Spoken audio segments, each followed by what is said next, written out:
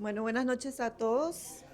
En el marco de la celebración del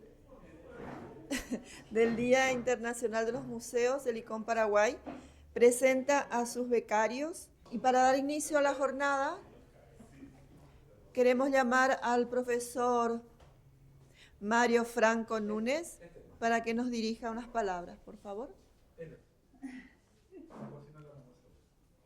Bueno, qué honor para mí tener que darles la- el saludo de bienvenida. Eh, no es poca cosa lo que está ocurriendo, no es poca cosa lo que vamos a hablar, no es poca cosa lo que pasó. Eh, Ir al viejo continente, cruzar el charco para traer información, no es cualquier cosa. Ya en época de Don Carlos mandó a mucha gente a estudiar y a traer información. ¿Para qué? Y bueno, para hacer el país que hicimos en aquel entonces, ¿verdad? Y ese país que aguantó 5 años de guerra contra 3 países, ese país que con su dinero compró el ferrocarril, cosa que ningún otro país hizo. Para bien o para mal, bueno, no está en discusión ahora eso. Pero pudo comprar su propio ferrocarril y le dijo a los ingleses, ustedes no vienen acá y van a hacer lo que quieran. El ferrocarril es nuestro. ¿Verdad? Todo eso que se trajo, toda esa información que se trajo, todo fue buenísimo. No vamos a entrar acá a discutir si los López eran buenos o eran malos. Estamos hablando de que era un país de primera en Latinoamérica, ¿verdad? Y no es menos el hecho de haber ido a buscar información al viejo continente, traer esa información y construir el país que construimos. Bueno, se está repitiendo esa historia y felicito mucho a esa gente que se fue y a esa gente que hoy nos viene a contar lo que aprendió y cómo aplicó en donde, lo que aprendió. Y para nosotros es eso un placer, es un honor. Para el Instituto de la Imagen es un honor. Y para nuestro museíto, nuestro pequeño museíto, es también un honor. Y por supuesto, también es un honor que la profesora María Gloria encabece el ICOM Paraguay en este momento. Y bueno, ¿qué les voy a contar lo que ustedes ya saben? Le dejo en manos de Alicia. Hoy me toca. Gracias. Muchas gracias, profesor. Y ahora para continuar, llamamos a la presidenta de ICOM Paraguay, la profesora María Gloria González. Gracias, Alicia. Bueno, antes de empezar con las ponencias de nuestros becarios, quería referirme un poquitito al lema del año 2026, los museos uniendo un mundo dividido. Esta frase no solo refleja el compromiso compartido de reducir las divisiones y fortalecer nuestro futuro común, sino que también afirma que los museos no son meros custodios del pasado, son agentes fundamentales para la conexión, el entendimiento y la paz en el presente. En un momento, o sea, más aún en un momento en que las divisiones sociales, culturales y geopolíticas afectan cada vez más a las sociedades. Los museos se erigen como espacios donde las diferencias se abordan con respeto en lugar de recelo y donde la humanidad compartida encuentra su expresión a través de objetos, historias y un diálogo significativo. Los museos ofrecen oportunidades únicas para escuchar y aprender. Salvaguardan los recuerdos de comunidades que con frecuencia han pasado desapercibidas. Crean entornos en los que personas de diferentes orígenes, generaciones y perspectivas pueden escucharse y aprender unas de otras, no para imponer o borrar lo que las distingue, sino para descubrir lo que tienen en común, para profundizar en nuestra comprensión de lo que compartimos.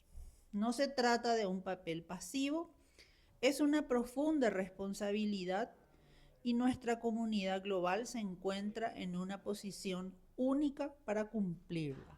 Traduzcamos este lema en acciones concretas a través de programas, colaboraciones, diálogos y experiencias que abran puertas, generen confianza, fomenten el entendimiento mutuo y refuercen nuestro sentido colectivo de pertenencia. Muchas gracias. Muchísimas gracias, María Gloria. Y continuando con esta jornada, damos la bienvenida a todos los becarios que hoy nos compartirán sus experiencias, conocimientos y reflexiones adquiridas a través de este importante espacio de formación. Para comenzar, recibimos a Giovanni Vermestren, quien nos presentará el tema Museos 5.0, Públicos y Estrategias.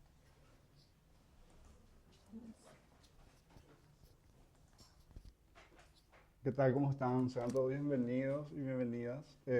Justamente a mí me tocó participar de esta experiencia de ser becado por el ICOM en esta alianza que tenemos con la Fundación Museo de los Museos, que trabaja con Chile. Aquí justamente pude participar de este curso que se llama Museo 5.0, Públicos y Estrategias Digitales.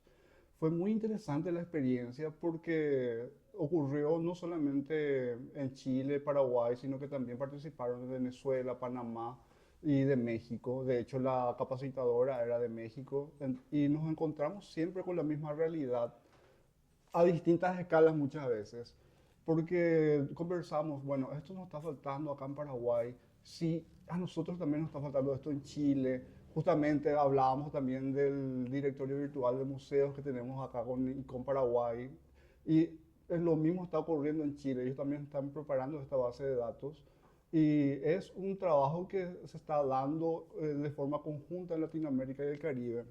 Entonces, este proceso de lo que es un museo 5.0, como sabrán, ¿verdad? Tuvo que haber venido el 1, 2, 3 y 4 anteriormente. Entonces, quisiera comentarles un poquitito de qué se trata. Esto me vino a la mente así, Alejandro Peña, que decía, ¿verdad? Museo 1.0, el templo del saber, la museología y museografía del siglo XIX, que siempre comentaba, ¿verdad? Entonces, eso sería el 1.0. Después tenemos el 2.0, que sería ya el museo abriéndose a la comunidad. Aquí es donde comienza la nueva museología también, como la conocemos, que sería el proceso de pasar de ser un museo que tiene la única verdad a que sea una mediación. Ya no tenemos el guía como tal, sino que ya tenemos un mediador que se encarga de desarrollar esa conversación y que ya no es unilateral como sería en el Museo 1.0. Más adelante voy a ir hablando un poquitito más sobre esto, ¿verdad? El Museo 3.0 justamente es lo que sería la expansión de la web. Aquí ya comenzamos a ver la virtualidad, comenzamos a tener acceso a todo lo que sería la base de datos de los museos, no solamente aquí en nuestra región, sino que por sobre todo en Europa, que ellos ya estaban trabajando este proceso de digitalización, de páginas web, incluso de poder hacer estos recorridos virtuales. Después llegamos a lo que sería el 4.0, que sería la hiperconectividad y el Big Data, que acá comenzamos a ver justamente lo que serían los QR que comienzan a aparecer de forma masiva por todas partes. También comenzamos a obtener datos, a compartir datos a través de estas herramientas que son el QR, los enlaces. Entonces, me tomé el tiempo de hacer un resumen de lo que fue este curso, porque la verdad que fueron 4 sábados de 3 horas cada uno. Entonces, imagínense toda la información que estuvimos procesando en ese entonces, porque al ser virtual es muy complicado que sea práctico.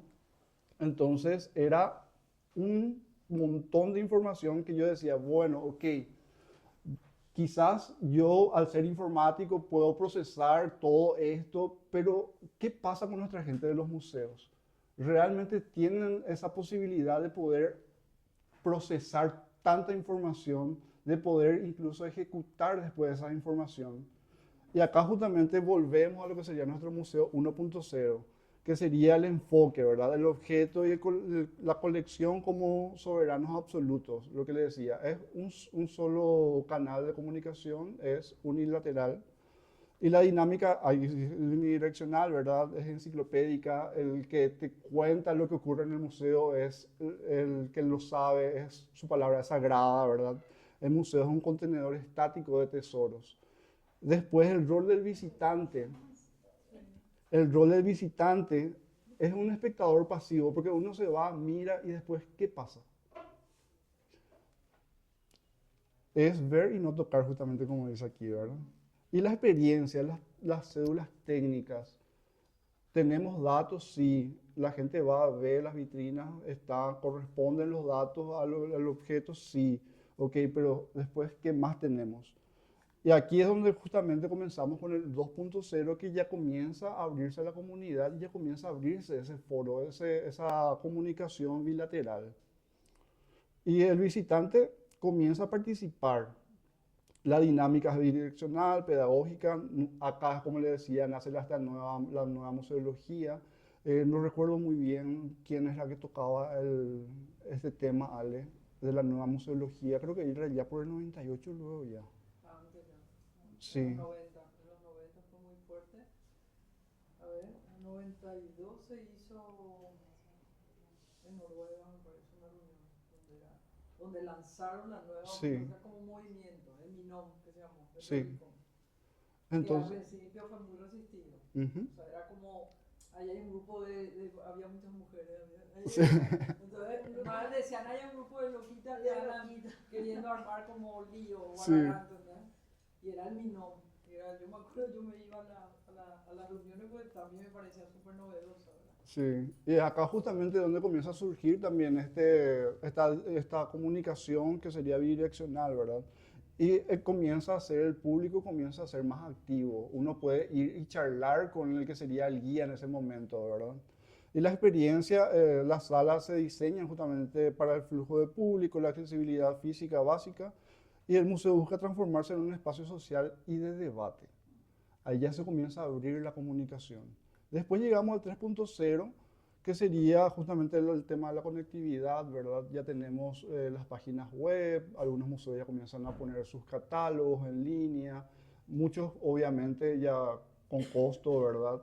Por lo que implica el trabajo de la digitalización. Después comienza a descentralizarse justamente con el tema de Internet. Todos podemos tener acceso. Y el rol comienza a ser más por internet. Uno se puede suscribir, podemos recibir los papers y cosas así, ¿verdad? De hecho, hasta ahora continuamos recibiendo, a mí me toca participar de varios comités internacionales de ICOM y yo recibo los mails y me falta todavía, estoy pendiente con el de Bellas Artes por sobre todo, ¿verdad?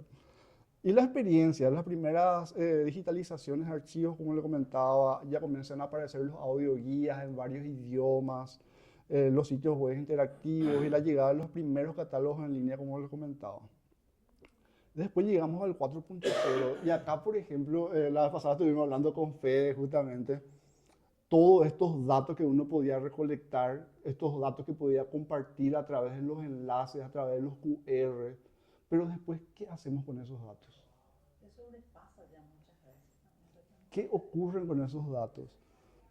Entonces, acá es donde volvemos y de repente como que se da todo junto a la vez. Estamos diciendo, bueno, venimos del siglo XIX a lo que sería el 4.0, ¿verdad? Pero bueno, en todas partes es tipo una realidad alternativa. Ocurre en un museo, tenemos el 1.0, en el otro 2.0, 3.0, y después volvemos. Con todos esos datos, ¿qué hacemos?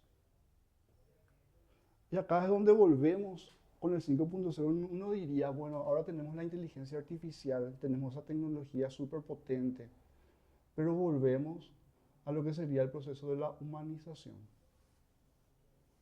¿Qué es lo que queremos lograr con esos datos? La gente realmente se está nutriendo de esa información que nosotros le damos. ¿Qué es lo que esas personas nos pueden aportar realmente? Y acá el enfoque, como le digo, es más humano, es la hiperhumanización, ¿verdad?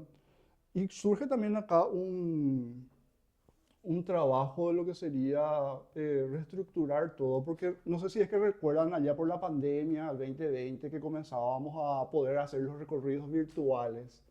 En Facebook era típico de eso, vos podías entrar y recorrer los museos, los templos. De hecho, el Museo del Prado tenía un muy interesante proceso, ¿verdad? El Museo del Prado creo que es uno de los más utilizados a nivel de ejemplo. De hecho, se utilizó mucho como ejemplo en estos cursos. Pero con el 5.0 ya comienza a ser una experiencia extendida, ya no es virtual o aumentada. Porque esa tecnología está incorporada a lo que sería la visita. No es que uno se puede imaginar nomás de lo que sería la realidad virtual. Uno puede ir al espacio y ver con estas herramientas cosas que no pueden ver. Datos que uno de repente con el celular tenemos el QR, ¿verdad? Y esa experiencia de realidad aumentada no está quitándole su papel principal a lo que sería la visita al espacio físico. Entonces, es ahí donde comienza a ser una realidad extendida. No es solamente virtual. Y después tenemos los pilares de lo que sería el 5.0, que acá, esto después, yo te digo, después vamos a tener que hablar muchísimo sobre esto porque es muchísima información, le digo. Y es justamente la hiperhumanización y el giro afectivo. Imagínense, se habló justamente de que, ok, a través de los QR podemos obtener esa información, pero ¿qué recibimos nosotros después? Porque en algún momento el público se aleja. Y acá, a partir de acá se comenzó a considerar otro término para los visitantes de los museos. En vez de ser números, y yo les hablo de la experiencia de Noche de los Museos, porque en Noche de los Museos tenemos muchos números, comienzan a ser usuarios. Comenzamos a conocer uno por uno. Y utilizamos estas herramientas como la inteligencia artificial para poder procesar también ese tú a tú, que es muy complicado hacer si vienen 1000 personas. Acá, por ejemplo, yo puedo mirarlas a ustedes y a la mayoría le conozco, creo que a dos veo dos caras nuevas, pero a la mayoría le conozco y va más bien para eso. Ok, con los QRs justamente se trató un tema de que uno puede colocar un QR acá y el que visita le va a llamar la atención qué hay ahí. Y es solamente un QR. Y en esta oportunidad, en lo que fue los museos se muestran, tuvimos una experiencia que se fue con Alateya, que era una entrevista a las personas que estaban visitando el lugar. Y tenían que responder qué sentían al ver una obra, qué sentían al ver un objeto. Y justamente en este proceso fue que en este sistema de QR ellos dijeron, ok, en vez de que tengamos un formulario hagamos que sea un poco más humano. Y preguntémosle a través de este QR, en un formulario simple, ¿qué es lo que siente? ¿Qué es lo que piensa cuando ve eso? Y a través de eso vamos a lo que sería el siguiente, que sería el ciclo del patrimonio digital, la co-creación.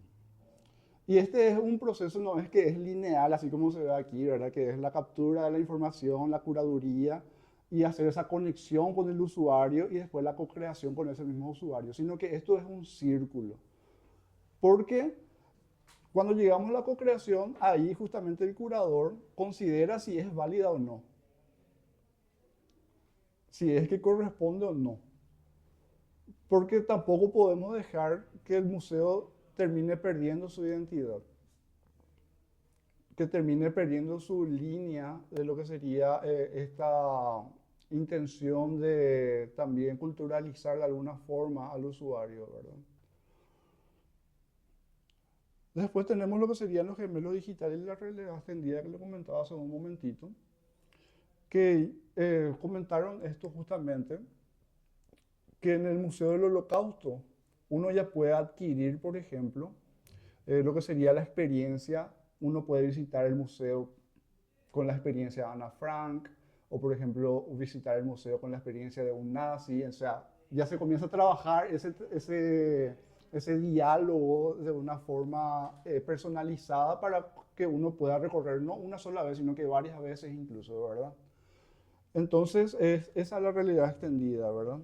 Y también comenzaron a utilizar, uno por ejemplo, acá en la inteligencia artificial generativa. Imagínense ustedes llegar y poder hablar con Ana Frank. Preguntarle a Ana Frank lo que ustedes quieren saber o lo que ella vivió en ese momento. Hacer esa entrevista que ya es imposible, nosotros diríamos, porque Ana Frank ya falleció, ¿verdad? Pero tenemos esa posibilidad gracias a estas herramientas, ¿verdad? Después tenemos la sostenibilidad y los ecosistemas de bienestar. Comenzamos a hablar ahora de vuelta de lo que es la humanización, el famoso wellness que ahora se trabaja bastante. Y cuando se trató este tema, hablaron sobre una experiencia de lo que sería el recorrido de los museos nocturnos, que uno se toma el tiempo de vivir esa experiencia. Y también hablaron del Art Slow, que para mí fue algo nuevo, ¿verdad? Que era lo que ocurrió también con Aletheia, era elegir un solo objeto y analizarlo, sentirlo, vivirlo. Y justamente con Loren, ¿verdad? Estábamos pensando así, ¿por qué Oscar tenía las luces apagadas de Casa Taller? Muchos creo que ya visitaron Casa Taller, ¿verdad? Y tuve esa experiencia de ver, ok, resulta ser que la luz natural resaltaba un dorado en su obra principal que está ahí en la entrada misma. Y bueno, es visitar, conocer esa obra, vivir esa obra, qué sintió el artista, qué pensó el artista.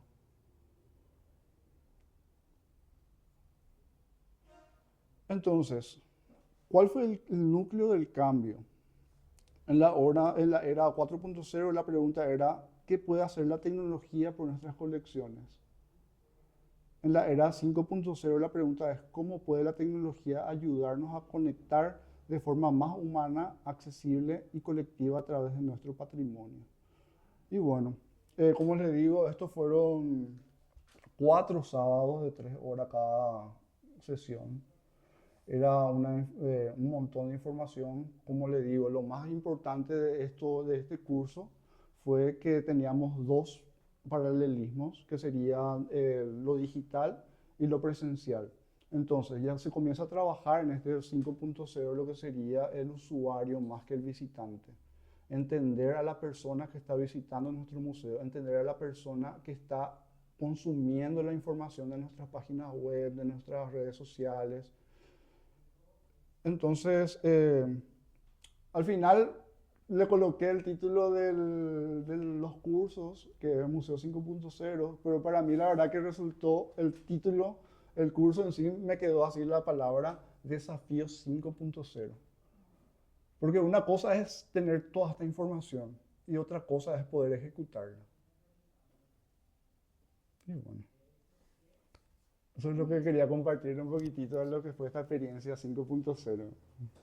Muchísimas gracias.